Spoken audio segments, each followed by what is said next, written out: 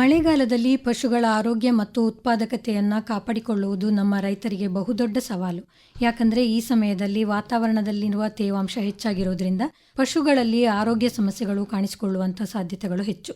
ಮಳೆಗಾಲದಲ್ಲಿ ಪಶುಗಳ ಸಮರ್ಪಕ ನಿರ್ವಹಣೆ ಯಾವ ರೀತಿ ಮಾಡ್ಕೊಳ್ಬಹುದು ಅಂತ ನಮ್ಮ ರೈತರಿಗೆ ತಿಳಿಸಿಕೊಳ್ಳಿಕ್ಕೆ ಈಗ ಸ್ಟುಡಿಯೋದಲ್ಲಿದ್ದಾರೆ ಕಡಬ ತಾಲೂಕು ಕೊಯ್ಲದ ಪಶು ವೈದ್ಯಕೀಯ ಮಹಾವಿದ್ಯಾಲಯದ ಸಹಾಯಕ ಪ್ರಾಧ್ಯಾಪಕರಾದ ಡಾಕ್ಟರ್ ಹರಿಣಿ ಕೆಆರ್. ನಮಸ್ತೆ ಮ್ಯಾಮ್, ನಿಮಗೆ ಕಾರ್ಯಕ್ರಮಕ್ಕೆ ಸ್ವಾಗತ. ನಮಸ್ತೆ ಮೇಡಮ್. ಈಗ ಮಳೆಗಾಲದಲ್ಲಿ ಪಶುಗಳ ನಿರ್ವಹಣೆಯ ಅಗತ್ಯ ಹೆಚ್ಚು ಬೇಕು ಅಂತ ಹೇಳ್ತಾರೆ, ಯಾಕಾಗಿ ಅದು? ಮೊದಲನೇದಾಗಿ ಮಳೆಗಾಲದಲ್ಲಿ ವಾತಾವರಣ ತಂಪಿರೋದ್ರಿಂದ ಹಸುಗಳಲ್ಲಿ ಹಾಲು ಉತ್ಪಾದನೆ ಜಾಸ್ತಿ ಇರುತ್ತೆ. ಮತ್ತೆ ಹಸುಗಳು ಸರಿಯಾದ ಸಮಯಕ್ಕೆ ಬೆದೆಗೆ ಬರುತ್ತೆ, ಮತ್ತೆ ಬೆದೆಯ ಲಕ್ಷಣಗಳು ಚೆನ್ನಾಗಿ ಕಾಣಿಸುತ್ತೆ. ಸೊ ಇದರಿಂದ ಗರ್ಭಧಾರಣೆಯ ಪ್ರಮಾಣವು ಕೂಡ ಜಾಸ್ತಿ ಇರುತ್ತೆ. ಸೊ ಹಾಗಾಗಿ ಹಸುಗಳನ್ನು ಚೆನ್ನಾಗಿ ನಿರ್ವಹಿಸಿದರೆ ರೈತರಿಗೆ ಲಾಭ ಆಗುತ್ತೆ. ಆದ್ರೆ ಮಳೆಗಾಲದಲ್ಲಿ ತೇವಾಂಶ ಜಾಸ್ತಿ ಇರೋದ್ರಿಂದ ರೋಗ ಹರಡೋ ಸಾಧ್ಯತೆ ಜಾಸ್ತಿ ಇರುತ್ತೆ. ಮತ್ತೆ ಮೇವು ಏನು ಶೇಖರಿಸಿಟ್ಟಿರ್ತೀವಿ ಅದು ಹಾಳಾಗೋ ಸಾಧ್ಯತೆ ಕೂಡ ಹೆಚ್ಚಿರುತ್ತೆ. ಹಾಗಾಗಿ ಹಸುಗಳಿಗೆ ವಸತಿ ನಿರ್ವಹಣೆ, ಆರೋಗ್ಯ ನಿರ್ವಹಣೆ ಮತ್ತು ಮೇವಿನ ನಿರ್ವಹಣೆ ತುಂಬ ಮುಖ್ಯವಾಗಿರುತ್ತೆ ಮೇಡಮ್. ಈಗ ವಸತಿ ನಿರ್ವಹಣೆಯನ್ನು ಅವುಗಳಿಗೆ ಕೊಟ್ಟಿಗೆ ಅದರ ನಿರ್ವಹಣೆ ಹೇಗೆ ಮಾಡಬೇಕು ಅಂತ ಹೇಳ್ಬೋದು? ಮೊದಲನೇದಾಗಿ ಕೊಟ್ಟಿಗೆ ಸ್ವಚ್ಛವಾಗಿರಬೇಕು ಮತ್ತೆ ಒಣಗಿರಬೇಕು. ಮಳೆಗಾಲದಲ್ಲಿ ತೇವಾಂಶ ಹೆಚ್ಚಿರೋದ್ರಿಂದ ಸೂರ್ಯನ ಕಿರಣ ಮತ್ತೆ ಗಾಳಿ ಕೊಟ್ಟಿಗೆಯಲ್ಲಿ ಚೆನ್ನಾಗಿ ಆಡೋ ತರ ಇರಬೇಕು. ಮತ್ತೆ ಮಳೆಗಾಲ ಶುರುವಾಗೋ ಮೊದಲೇನೆ ಇವಾಗ ಚಾವಣಿ ರೂಫ್ ಅಂತ ಏನ್ ಹೇಳ್ತೀವಿ ಅದು ನೀರ್ ಸೋರ್ದಿರೋ ತರ ರಿಪೇರಿ ಮಾಡ್ಬೇಕು ಏನಾದ್ರು ಇದ್ರೆ. ಮತ್ತೆ ನಾ ಹೇಳ್ದಂಗೆ ಕೊಟ್ಟಿಗೆ ಒಣಗಿರ್ಬೇಕು. ಆದ್ರಿಂದ ನೀರು ಮತ್ತೆ ಗಂಜಲ ಕೊಟ್ಟಿಗೆಯಲ್ಲಿ ನಿಲ್ಲದಂಗೆ ಕ್ಲೀನ್ ಮಾಡಬೇಕು. ಹಾಗಾಗಿ ಚರಂಡಿಯ ವ್ಯವಸ್ಥೆ ಕೂಡ ಸರಿಯಾಗಿ ಇರಬೇಕು. ಕರುಗಳಿಗೆ ಏನಾದರೂ ಹುಲ್ಲಿನ ಹಾಸಿಗೆ ಹಾಕಿದ್ರೆ ಅದು ಕೂಡ ತೇವಾಂಶ ಜಾಸ್ತಿ ಆಗದಿರೋ ಥರ ಬದಲಾಯಿಸಬೇಕು. ಮತ್ತೆ ಕೊಟ್ಟಿಗೆ ಸುತ್ತಮುತ್ತ ನೀರು ನಿಲ್ಲದೆ ಇರೋ ಥರ ನೋಡ್ಕೋಬೇಕು. ಇದು ನೀರು ನಿಂತರೆ ಸೊಳ್ಳೆಗಳೆಲ್ಲ ಜಾಸ್ತಿಯಾಗಿ ಅದರಿಂದ ಕೂಡ ಹಸುಗಳಿಗೆ ರೋಗ ಹರಡೋ ಸಾಧ್ಯತೆ ಜಾಸ್ತಿ ಇರುತ್ತೆ. ಈಗ ಹೊಸದಾಗಿ ಕೊಟ್ಟಿಗೆ ನಿರ್ಮಾಣ ಮಾಡಬೇಕು ಅಂತ ಹೇಳುವಂಥವರು ಅನುಸರಿಸಬೇಕಾದಂತಹ ಕ್ರಮಗಳು ಯಾವುವು? ಹೊಸದಾಗಿ ಕೊಟ್ಟಿಗೆ ನಿರ್ಮಾಣ ಮಾಡುವವರು ಕೆಲವೊಂದು ಅಗತ್ಯವಾದ ಕ್ರಮಗಳನ್ನು ವಹಿಸಬೇಕು. ಮೊದಲನೇದಾಗಿ ಕೊಟ್ಟಿಗೆ ನಿರ್ಮಾಣ ಮಾಡೋ ಸ್ಥಳ ಮಳೆಗಾಲದಲ್ಲಿ ನೀರು ನಿಲ್ಲದೆ ಇರೋ ಥರ ಕೊಟ್ಟಿಗೆ ಯಾವಾಗಲೂ ಸ್ವಲ್ಪ ಎತ್ತರವಾದ ಪ್ರದೇಶದಲ್ಲಿ, ಸಮತಟ್ಟಾದ ಪ್ರದೇಶದಲ್ಲಿ ಇರಬೇಕು. ಸೊ ಆ ಜಾಗದಲ್ಲಿ ಆ ಮಣ್ಣು ಕೂಡ ಮಳೆ ನೀರು ಮತ್ತು ಜೋಗು ನೀರು ಬಸ್ತು ಹೋಗೋ ಥರ ಇರಬೇಕು. ಅದರಲ್ಲಿ ಕಟ್ಟಡ ಯಾವಾಗಲೂ ಪೂರ್ವ ಪಶ್ಚಿಮ ದಿಕ್ಕಿನಲ್ಲಿ ನಿರ್ಮಾಣ ಮಾಡಬೇಕು. ಅದರಿಂದ ಸೂರ್ಯನ ಕಿರಣ ಕೂಡ ಸರಿಯಾಗಿ ಅಗತ್ಯವಾದ ಪ್ರಮಾಣದಲ್ಲಿ ಕೊಟ್ಟಿಗೆಗೆ ಬರುತ್ತದೆ. ನೆಕ್ಸ್ಟ್ ಚಾವಣಿ ರೂಫ್ ಅಂತ ಏನಂತೀವಿ ಅದು ತುಂಬಾ ಮುಖ್ಯ ಪಾತ್ರ ವಹಿಸುತ್ತೆ. ಸೊ ಯಾವಾಗಲೂ ರೂಫು ವಾಟರ್ ಪ್ರೂಫ್ ತರ, ಅಂದ್ರೆ ನೀರು ಒಳಗಡೆ ಬರ್ದೇ ಇರೋ ತರ ಇರಬೇಕು. ಮತ್ತೆ ಮಳೆ ನೀರು ನಿಲ್ದೇ ಇರೋ ತರ ಸ್ಲೋಪ್ ಆಗಿ ಇಳಿಜಾರು ಇರಬೇಕು ಇದರಲ್ಲಿ. ಸೊ ನಾವು ರೂಫು ಶೀಟ್ಸ್ ಇಲ್ಲ ಟೈಲ್ಸ್ ಅನ್ನ ಉಪಯೋಗಿಸಿ ಚಾವಣಿನ ನಿರ್ಮಿಸಬಹುದು. ಮತ್ತೆ ಚಾವಣಿ ಗೋಡೆಯಿಂದ 1.5 ಮೀಟರ್ ಅಷ್ಟು ಉದ್ದ ಇರಬೇಕು. ಅದರಿಂದ ಏನಾಗುತ್ತೆ, ಹೊರಗಿಂದ ಮಳೆ ನೀರು ಕೊಟ್ಟಿಗೆ ಒಳಗೆ ಹೋಗೋದಿಲ್ಲ. ನೆಕ್ಸ್ಟ್ ಬರೋದು ನೆಲದ ನಿರ್ವಹಣೆ. ಸೊ ನೆಲ ಯಾವಾಗಲೂ ಕ್ಲೀನ್ ಮಾಡೋದಕ್ಕೆ ಸುಲಭವಾಗಿರ್ಬೇಕು. ಆದ್ರಿಂದ ಕಾಂಕ್ರೀಟ್ ಇಂದ ನಿರ್ಮಾಣ ಮಾಡೋದು ತುಂಬಾ ಉತ್ತಮ ಇರುತ್ತೆ. ಮತ್ತೆ ನೆಲ ನಿರ್ಮಾಣ ಮಾಡ್ಬೇಕಾದ್ರೆ ಅದು ಸ್ವಲ್ಪ ಇಳಿಜಾರಿರೋ ತರ ಕಟ್ಟಬೇಕು. ಅದರಿಂದ ಬಿದ್ದ ನೀರು ಮತ್ತೆ ಗಂಜಲ ಏನಿರುತ್ತೆ ಅದು ಸರಾಗವಾಗಿ ಹರಿದೋಗುತ್ತೆ ಚರಂಡಿ ಕಡೆಗೆ. ಚರಂಡಿಯ ಇಳಿಜಾರು ಕೂಡ ನೀರು ಸರಾಗವಾಗಿ ಕೊಟ್ಟಿಗೆಯಿಂದ ಹೊರಗೆ ಹೋಗೋ ತರ ಇರಬೇಕು. ಕಾಂಕ್ರೀಟ್ ನೆಲದ ಮೇಲೆ ಹಸುಗಳು ಜಾರದಂತೆ ನೆಲ ಸ್ವಲ್ಪ ದೊರಗಾಗಿ ಇರಬೇಕು. ಮತ್ತೆ ಗೋಡೆ 1.5 ಮೀಟರ್ ಅಷ್ಟು ಗೋಡೆ ಕಟ್ಟಿ ಮೇಲೆ ಖಾಲಿನೂ ಬಿಡ್ಬೋದು, ಇಲ್ಲ ಮೆಶ್ ಆದ್ರೂ ಹಾಕ್ಬಹುದು ಅದಕ್ಕೆ. ಮತ್ತೆ ಹಸುಗಳಿಗೆ ನೀಡುವ ಸ್ಥಳಾವಕಾಶ ಕೂಡ ತುಂಬಾ ಮುಖ್ಯವಾಗಿರುತ್ತೆ. ಹಸುಗಳಿಗೆ ಬೆಳವಣಿಗೆ ತಕ್ಕಂತೆ ಸ್ಥಳಾವಕಾಶ ನೀಡಬೇಕು. ಸಣ್ಣ ಕರುಗಳಿಗೆ 1 ಮೀಟರ್ ಸ್ಕ್ವೇರ್, ದೊಡ್ಡ ಕರುಗಳಿಗೆ 2 ಮೀಟರ್ ಸ್ಕ್ವೇರ್, ಹಸುವಿಗೆ 3.5 ಮೀಟರ್ ಸ್ಕ್ವೇರ್, ಎತ್ತುಗಳಿಗೆ 12 ಮೀಟರ್ ಸ್ಕ್ವೇರ್ ಅಷ್ಟು ಜಾಗ ಕೊಟ್ಟಿಗೆಯಲ್ಲಿ ಒದಗಿಸಬೇಕಾಗುತ್ತದೆ. ಇನ್ ಜನರಲ್ ಆಗಿ ಹೇಳ್ಬೇಕಂತಂದ್ರೆ ಒಂದು ಹಸುಗೆ ನಿಲ್ಲುವ ಸ್ಥಳದ ಉದ್ದ 2ರಿಂದ 2.5 ಮೀಟರ್ ಇರಬೇಕು. ಮತ್ತೆ ಅಗಲ 1ರಿಂದ 1.25 ಮೀಟರ್ ಅಷ್ಟು ಅಗಲ ಇರಬೇಕು. ಈಗ ಮಳೆಗಾಲದಲ್ಲಿ ಮೇವಿನ ನಿರ್ವಹಣೆಯನ್ನ ಹೇಗೆ ಮಾಡಬೇಕು ಅಂತ ಹೇಳ್ತೀರಿ? ಮಳೆಗಾಲದಲ್ಲಿ ಹಾಲಿನ ಉತ್ಪಾದನೆ ಜಾಸ್ತಿ ಇರೋದ್ರಿಂದ ಅದಕ್ಕೆ ತಕ್ಕಂತೆ ಮೇವಿನ ಪೂರೈಕೆ ಕೂಡ ಮಾಡಬೇಕು. ಮಳೆಗಾಲದಲ್ಲಿ ಹೆಚ್ಚಾಗಿ ಹಸಿರು ಮೇವು ಸಿಗುತ್ತೆ, ಅದರಲ್ಲಿ ನೀರಿನ ಅಂಶ ಜಾಸ್ತಿ ಇರುತ್ತೆ, ಮತ್ತೆ ಡ್ರೈ ಮ್ಯಾಟರ್ ಅಂತ ಏನು ಹೇಳ್ತೀವಿ ಅದು ಕಡಿಮೆ ಇರುತ್ತೆ. ಅದರಿಂದ ಹಸಿ ಮೇವಿನ ಜೊತೆಗೆ ಒಣ ಮೇವನ್ನು ಕೂಡ ಕೊಡಬೇಕು. ನಾವು ಹೇಳೋ ಪ್ರಕಾರ 1/3 ಹಸಿ ಮೇವು ಹಾಕಿದ್ರೆ 2/3 ಒಣ ಮೇವನ್ನ ಹಾಕ್ತೀವಿ. ಅಂದ್ರೆ ಒಂದು ಅಂದಾಜು 300 kg ಇರೋ ಹಸುಗೆ 6 kg ಒಣ ಹುಲ್ಲನ್ನು ಹಾಕಿದ್ರೆ 15-20 kg ಹಸಿ ಹುಲ್ಲು ಹಾಕಬೇಕು. ಮತ್ತೆ ಇದ್ರ ಜೊತೆಗೆ 2 kg ಅಷ್ಟು ದಾನಿ ಮಿಶ್ರಣ, ಹಿಂಡಿ ಬೂಸ ಅಂತ ಏನು ಹೇಳ್ತೀವಿ ಅದನ್ನ ಕೊಡಬೇಕು. ಇದರಿಂದ ಅದರ ಉತ್ಪಾದನೆಗೆ ತಕ್ಕಂತೆ ಪೌಷ್ಟಿಕಾಂಶ ದೊರೆಯುತ್ತೆ ಅದಕ್ಕೆ. ಮತ್ತೆ ಮಳೆಗಾಲದಲ್ಲಿ ಹಾಲಿನ ಡಿಗ್ರಿ ಕಡಿಮೆ ಆಗ್ತಾ ಇದೆ ಅಂತ ಹೇಳ್ತಾರೆ. ಸೊ ಇದರ ಸಮಸ್ಯೆ ಕೂಡ ಇದರಿಂದ ಕಡಿಮೆ ಆಗುತ್ತೆ. ಮತ್ತೆ ಬರೀ ಹಸಿ ಹುಲ್ಲನ್ನ ತಿನ್ಸೋದ್ರಿಂದ ಹಸುಗಳಲ್ಲಿ ಬೇದಿ ಆಗೋ ಸಾಧ್ಯತೆ ಕೂಡ ಇರುತ್ತೆ. ಅದರಿಂದ ಒಣ ಹುಲ್ಲನ್ನು ಸೇರಿಸಿ ಕೊಡೋದ್ರಿಂದ ಈ ಸಮಸ್ಯೆ ತಡೆಗಟ್ಟಬಹುದು. ಮಳೆಗಾಲದಲ್ಲಿ ಮೇವನ್ನು ಶೇಖರಿಸಿಡುವಂತಹ ಕ್ರಮಗಳಿರುತ್ತವೆ. ಈಗ ಮೇವಿನ ಶೇಖರಣೆಯಲ್ಲಿ ಆಗುವ ಸಮಸ್ಯೆಗಳೇನು ಮಳೆಗಾಲದಲ್ಲಿ? ಮಳೆಗಾಲದ ಮೊದಲೇ ರೈತರುಗಳೆಲ್ಲ ಮೇವನ್ನು ಶೇಖರಿಸಿಡೋದ್ರಿಂದ ನಾವು ಶೇಖರಿಸಿಡೋ ಜಾಗ ತುಂಬ ಮುಖ್ಯ ಆಗುತ್ತೆ. ತೇವಾಂಶ ಇರೋ ಜಾಗದಲ್ಲಿ ಶೇಖರಿಸಿಟ್ರೆ ಅದರಲ್ಲಿ ಫಂಗಸ್, ಬೂದು ಅಂತ ಏನು ಹೇಳ್ತೀವಿ ಅದು ಬೆಳವಣಿಗೆ ಆಗುತ್ತೆ. ಇವಾಗ ಸಾಮಾನ್ಯವಾಗಿ ನೋಡಿದ್ರೆ ಆಸ್ಪರ್ಜಿಲಸ್ ಅನ್ನೋ ಒಂದು ಫಂಗಸ್ ಬೆಳವಣಿಗೆ ಆಗುತ್ತೆ. ಅದು ಮೈಕೋಟಾಕ್ಸಿನ್, ಅಫ್ಲೋಟಾಕ್ಸಿನ್ B1 ಅಂತ ಪ್ರೊಡ್ಯೂಸ್ ಮಾಡುತ್ತೆ. ಅದು ಮೇವಿನ ಮುಖಾಂತರ ಹಸುಗಳ ದೇಹಕ್ಕೆ ಸೇರಿದ್ರೆ ಅದು ಅಫ್ಲೋಟಾಕ್ಸಿನ್ M1 ಆಗಿ ಕನ್ವರ್ಟ್ ಆಗುತ್ತೆ, ಪರಿವರ್ತನೆ ಆಗುತ್ತೆ. ಅದು ಹಸುಗಳ ಆರೋಗ್ಯಕ್ಕೆ ಹಾನಿಕರವಾಗಿರುತ್ತೆ. ಮತ್ತೆ ಆ ಅಫ್ಲೋಟಾಕ್ಸಿನ್ M1 ಅಂತ ಏನು ಹೇಳ್ತೀವಿ ಅದು ಹಾಲಿನ ಮುಖಾಂತರ ಹೊರಗೆ ಬರುತ್ತೆ. ಸೊ ಅದನ್ನ ಜನಗಳು ಸೇವಿಸಿದಾಗ ಅದು ಜನಗಳ ಆರೋಗ್ಯದ ಮೇಲೆ ಕೂಡ ಪರಿಣಾಮ ಬೀರುತ್ತೆ. ಇದು ಹಾಲಿನಲ್ಲಿ ಇರೋದ್ರಿಂದ ಹೊರ ದೇಶಗಳಿಗೆ ರಫ್ತು ಮಾಡುವ ಹಾಲಿನ ಮೇಲೆ ಕೂಡ ಪರಿಣಾಮ ಬೀಳುತ್ತೆ. ಈಗ ಸಾಮಾನ್ಯವಾಗಿ ಮಳೆಗಾಲದಲ್ಲಿ ಪಶುಗಳ ಆರೋಗ್ಯದಲ್ಲಿ ಯಾವ ಸಮಸ್ಯೆಗಳು ಉಂಟಾಗ್ತದೆ? ಪಶುಗಳಲ್ಲಿ ತೇವಾಂಶ ಹೆಚ್ಚಾಗಿರೋದ್ರಿಂದ ರೋಗ ಹರಡುವ ಸಾಧ್ಯತೆ ಜಾಸ್ತಿ ಇರುತ್ತೆ. ಮಳೆಗಾಲದಲ್ಲಿ ನಿಂತ ನೀರಿಂದ ಸೊಳ್ಳೆಗಳ ಸಂಖ್ಯೆ ಜಾಸ್ತಿ ಆಗುತ್ತೆ. ಈ ಸೊಳ್ಳೆಗಳಿಂದ ಕೂಡ ರೋಗ ಹರಡುತ್ತೆ.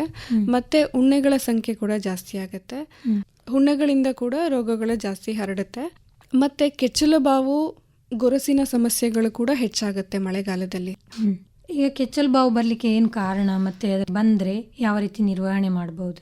ಕೆಚ್ಚಲು ಬಾವಿಗೆ ಹಲವಾರು ಕಾರಣ ಇದೆ. ಅದರಲ್ಲಿ ಒಂದು ಮುಖ್ಯ ಕಾರಣ ಕೊಟ್ಟಿಗೆ ಮತ್ತು ಹಸುವಿನ ಶುದ್ಧತೆ ಮತ್ತು ಹಾಲು ಕರೆಯುವಾಗ ಅನುಸರಿಸುವ ಮುಂಜಾಗ್ರತೆ ಕ್ರಮ. ಮೊದಲನೇದಾಗಿ ಕೊಟ್ಟಿಗೆ ಮತ್ತು ಹಸುವನ್ನು ಶುಚಿಯಾಗಿ ಇಡಬೇಕು. ಮತ್ತೆ ಹಸುಗಳನ್ನು ಒಣಗಿದ ನೆಲ ಮೇಲೆ ಕಟ್ಟಬೇಕು. ಸಾಧ್ಯವಾದರೆ ಮ್ಯಾಟನ್ನು ಹಾಕಬಹುದು. ಹಾಲು ಕರೆಯುವ ಮೊದಲು ಹಾಲು ಕರೆಯುವವರ ಕೈ ಶುದ್ಧ ಇರಬೇಕು. ಮತ್ತೆ ಹಾಲು ಕರೆಯುವ ಮುನ್ನ ಕೆಚ್ಚಲನ್ನು ತೊಳಿಬೇಕು. ಮತ್ತೆ ಒಣ ಬಟ್ಟೆಯಲ್ಲಿ ಅದನ್ನ ಒರೆಸ್ಬೇಕು. ಹಾಲನ್ನು ಕರೆಯುವ ವಿಧಾನ ಅಂದ್ರೆ ಪೂರ್ತಿ ಮುಷ್ಟಿಯಲ್ಲಿ ಹಾಲನ್ನು ಕರಿಬೇಕು. ಹೆಬ್ಬೆರಳನ್ನು ಮಡಚಿ ಕರಿಬಾರ್ದು. ಮತ್ತೆ ಹಾಲು ಕರೆಯೋದನ್ನು 7-8 ನಿಮಿಷದಲ್ಲಿ ಪೂರ್ತಿ ಕರೆದು ಬಿಡಬೇಕು. ಹಾಲು ಕರೆದ ನಂತರ ಮೊಲೆಯ ತೊಟ್ಟಿನಿಂದ ಕೆಚ್ಚಲಿಗೆ ರೋಗಾಣು ಹೋಗುವ ಸಾಧ್ಯತೆ ಇರುತ್ತೆ. ಆದ್ರಿಂದ ಹಾಲು ಕರೆದ ನಂತರ ಆ ಮೊಲೆಯನ್ನು ಟೀಟ್ ಡಿಪ್ ಅಂತ ಹೇಳ್ತೀವಿ, ಪೌಡಿನ್ ಸೊಲ್ಯೂಷನ್ ಅಲ್ಲಿ ಅದ್ದಬೇಕು. ಅದರಿಂದ ರೋಗಾಣುಗಳೇನೇ ಇದ್ರೂ ಒಳಗಡೆ ಹೋಗೋದಿಲ್ಲ. ಮತ್ತೆ ಹಾಲು ಕರೆದ ನಂತರ ಹಸು ಮಲಗದೆ ಇರೋ ತರ ನೋಡ್ಕೋಬೇಕು. ಯಾಕಂದ್ರೆ ಹಸು ಕೂತಾಗ ನೆಲದಲ್ಲಿರೋ ರೋಗಾಣುಗಳೆಲ್ಲಾನು ಆ ಮೊಲೆ ತೊಟ್ಟಿನ ಮುಖಾಂತರ ಕೆಚ್ಚಲಿಗೆ ಹೋಗಿ ಕೆಚ್ಚಲು ಬಾವಾಗೋ ಸಾಧ್ಯತೆ ಜಾಸ್ತಿ ಇರುತ್ತೆ. ಮತ್ತೆ ಫಾರ್ಮ್ ಅಲ್ಲಿ ಹಸುಗಳನ್ನು ಕೆಚ್ಚಲು ಬಾವಿಗೆ ಪರೀಕ್ಷಿಸಬೇಕು. ಮೊದಲನೇದಾಗಿ ಹಸುಗಳ ಕೆಚ್ಚಲು ಊತ ಇದೆಯಾ ಅಂತ ನೋಡಬೇಕು.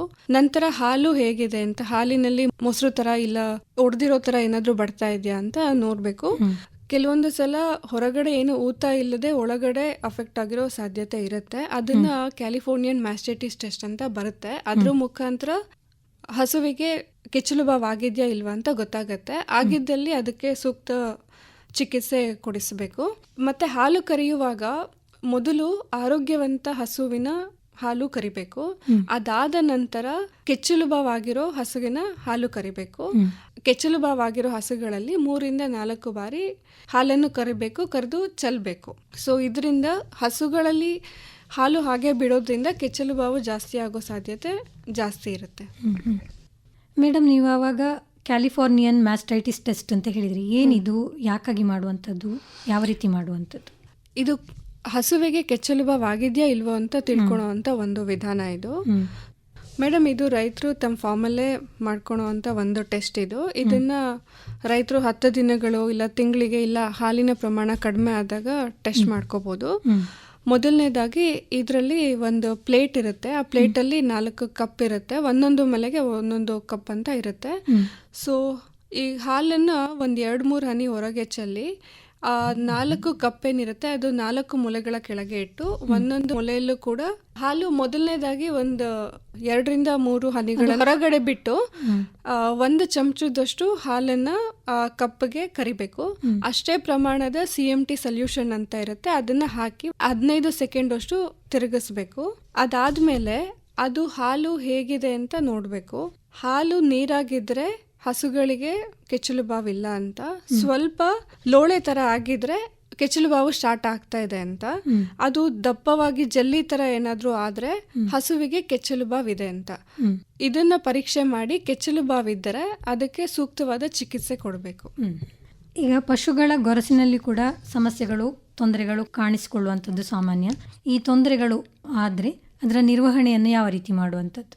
ಮಳೆಗಾಲದಲ್ಲಿ ಕೆಸರು ಮತ್ತೆ ಸಗಣಿ ಎಲ್ಲಾನು ಹಸುವಿನ ಗೊರಸಿಗೆ ಅಂಟ್ಕೊಳ್ಳೋದ್ರಿಂದ ಗೊರಸು ಸ್ವಲ್ಪ ಮೃದುವಾಗುತ್ತೆ. ಇದರಿಂದ ಗೊರಸಿನ ಇನ್ಫೆಕ್ಷನ್ ಆಗೋ ಸಾಧ್ಯತೆ ಜಾಸ್ತಿ ಇರುತ್ತೆ. ಫುಟ್ ರಾಟ್ ಅನ್ನೋ ಒಂದು ಕಂಡೀಷನ್ ಆಗುತ್ತೆ ಹಸುಗೆ. ಸೊ ನಾವು ಮೊದಲನೇದಾಗಿ ಏನ್ ಮಾಡಬೇಕು ಅಂತಂದ್ರೆ ಹಸುಗಳನ್ನ ಒಣಗಿರೋ ಜಾಗದಲ್ಲಿ ಕಟ್ಟಬೇಕು. ಮತ್ತೆ ಕೆಸರು ಸಗಣಿ ಏನಾದ್ರೂ ಅಂಟ್ಕೊಂಡಿದ್ರೆ ಅದನ್ನ ತೊಳಿಬೇಕು. ಮತ್ತೆ ಫುಡ್ ಡಿಪ್ ಅಂತ KMNO4 ಸೊಲ್ಯೂಷನ್ ಅನ್ನ ಅದಕ್ಕೆ ಅದ್ದಬೇಕು, ಗೊರಸಿಗೆ ಅದ್ದಬೇಕು, ಇಲ್ಲ ಅದರಲ್ಲಿ ತೊಳಿಬೇಕು. ಇದರಿಂದ ಇನ್ಫೆಕ್ಷನ್ ಆಗೋ ಸಾಧ್ಯತೆ ಕಡಿಮೆ ಇರುತ್ತೆ. ಮತ್ತೆ ಗೊರಸು ಹೆಚ್ಚಿಗೆ ಬೆಳೆದಿದ್ರೆ ಅದನ್ನ ಕಟ್ ಮಾಡಬೇಕು. ಇದರಿಂದ ನಾವು ಗೊರಸಿಗೆ ಬರುವಂತ ಸಮಸ್ಯೆಗಳನ್ನು ತಡೆಗಟ್ಟಬಹುದು. ಈಗ ಮಳೆಗಾಲದ ಮೊದಲು ಆರೋಗ್ಯಕ್ಕೆ ತೆಗೆದುಕೊಳ್ಳುವಂತಹ ಮುಂಜಾಗ್ರತೆ ಕ್ರಮಗಳೇನು? ಮಳೆಗಾಲದ ಮೊದಲು ಲಸಿಕೆ ಹಾಕ್ಸೋದು ತುಂಬಾ ಮುಖ್ಯ ಆಗುತ್ತೆ.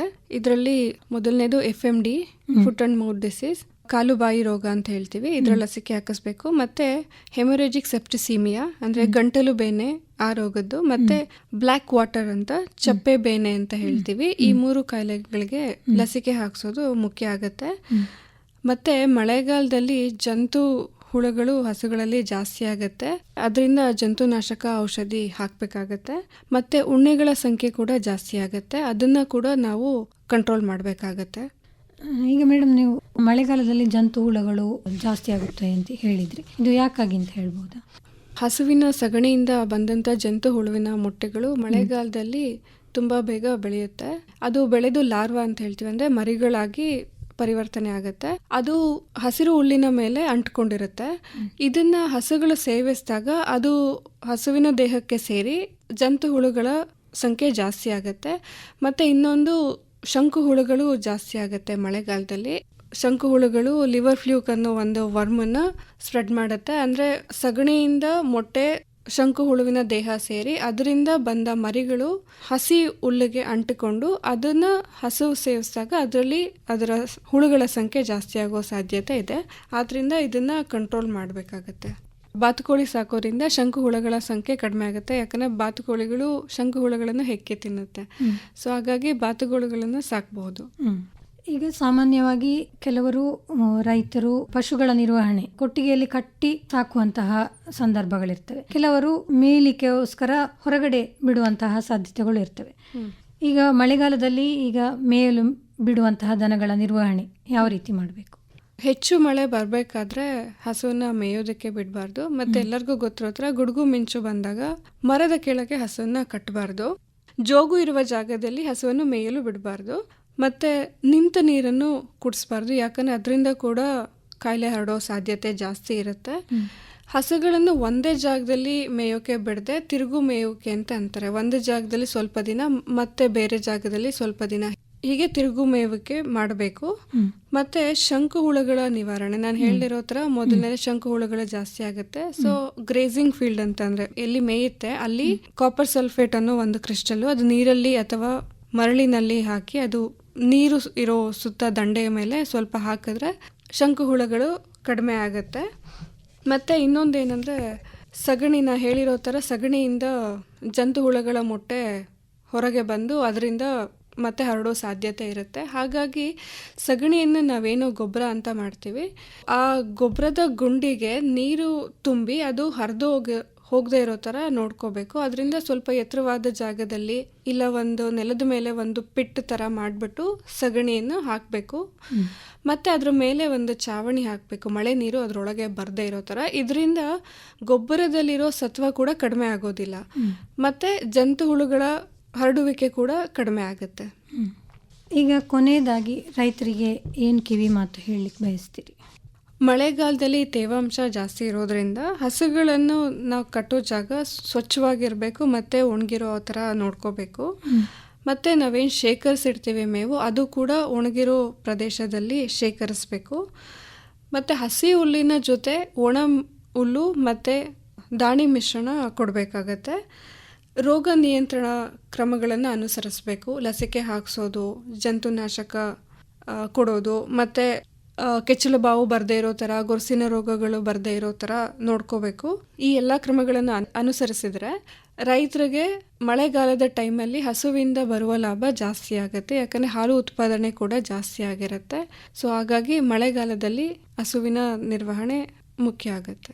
ಮಳೆಗಾಲದಲ್ಲಿ ಪಶುಗಳ ಆರೈಕೆ ಮತ್ತು ನಿರ್ವಹಣೆಗೆ ಹೆಚ್ಚಿನ ಗಮನ ನೀಡುವುದು ಅತಿ ಅಗತ್ಯ. ಈ ಸಮಯದಲ್ಲಿ ಸ್ವಚ್ಛತೆ, ಸರಿಯಾದ ಆಹಾರ ಮತ್ತು ರೋಗ ನಿಯಂತ್ರಣ ಕ್ರಮಗಳನ್ನು ಪಾಲಿಸಿದರೆ ಪಶುವಿನ ಆರೋಗ್ಯ ಮತ್ತು ಗುಣಮಟ್ಟದ ಉತ್ಪಾದನೆಯನ್ನು ಕಾಪಾಡಿಕೊಳ್ಬೋದು ಅಂತ ತಿಳಿಸಿಕೊಟ್ರಿ ಮೇಡಮ್. ನೀವು ನಮ್ಮ ಕಾರ್ಯಕ್ರಮದಲ್ಲಿ ಭಾಗವಹಿಸಿದ್ದಕ್ಕಾಗಿ ನಿಮಗೆ ಧನ್ಯವಾದಗಳು. ನಮಸ್ಕಾರ.